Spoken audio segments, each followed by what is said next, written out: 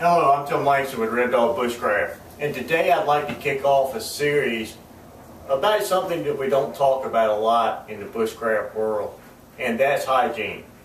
And hygiene is going to be an issue no matter where we are. When we're at home, we take hygiene for granted. We have showers and hot running water and toilets to use at our convenience, and we just really don't think that much about it. But whether we're at home and we're bugging in because of a major storm or a power outage, or if we're out camping for a weekend, or even out on the trail in a more primitive setting, good hygiene could be a little bit more challenging. And I'm going to start off today right here in my own bathroom, and we're going to discuss how to use toilets when the water is off. Now here in my community, my well is electric. I'm not on city water. I have my own well, so when the power goes down without a generator, I can't pump water. So I have to have an alternative means for flushing my toilet. Now on the back side of the toilet, against the wall, there is a valve. And if I cut that valve off, that is the water intake to the reservoir on the back of the commode. Now I'm going to flush that and dump the water that's in this reservoir, and I'm going to remove this lid on the back of the tank. And as you can see, there was enough water in that reservoir for one flush once the water was cut off. Now some toilets, you may even have enough for a second flush.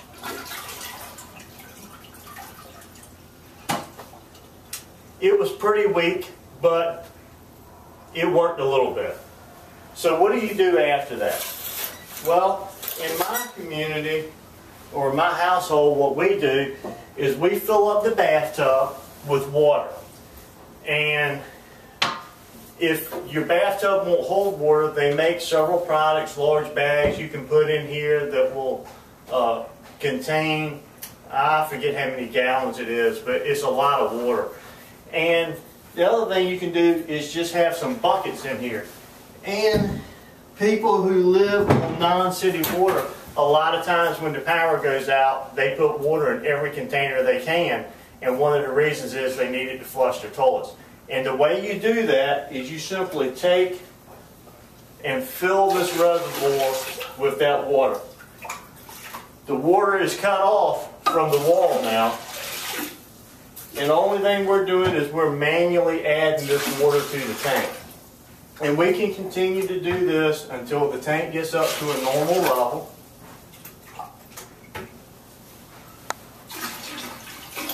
Alright, let me just go ahead and use the bucket. I think it's down enough now.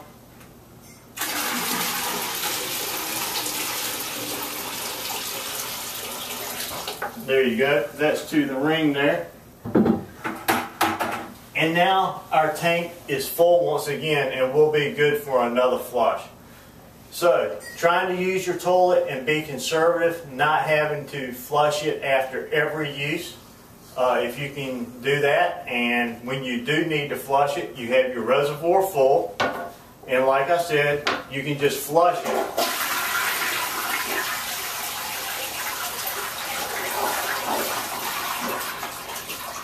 And it works normal.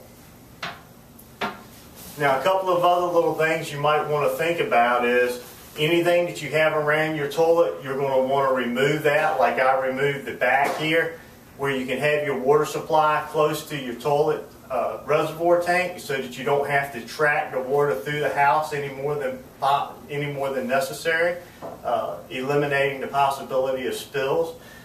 Sometimes we lay some towels down here just where we're going from the bathtub if we're dipping it out of the bathtub and putting it into the bowl, just so that we catch that little bit of excess water from dripping on the floor. We catch it on the towels.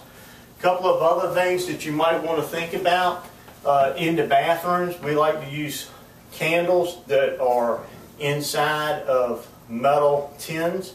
They work really nice because you're not spending a lot of time in the bathroom. So we keep some matches in the top to the tin sitting close to the commode and the sink, and that way you can strike your match, light your candle, and then put the spent match in the top of the can, and with that sitting on top of this ceramic type of countertop here, that reduces the threat of fire. Since you're not going to have water, a basin to wash your hands and some towels to dry them, baby wipes are a nice option for cleaning up, as well as some of the alcohol-based antiseptic type hand cleaners. All of those can be used as far as keeping yourself clean. Remember, when the power is out and we're a little bit out of our comfort zone, hygiene still stays important. It plays an even more critical role than even it does in our daily lives, because you're washing your hands so often. But when the power's out, you may find that you're not washing and cleaning up as much as you should if you don't pay good,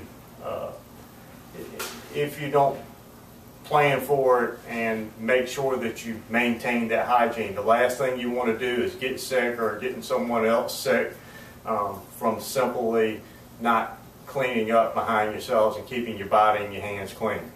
Okay, that'll pretty much wrap up this section. In the next couple of videos, I'd like to discuss with you some other options that you have as far as using the toilet when you don't have a toilet. So look forward to that on another video coming up here real soon. Thanks for joining me once again. I'm Tim Langston with Red Dog Bushcraft. God bless.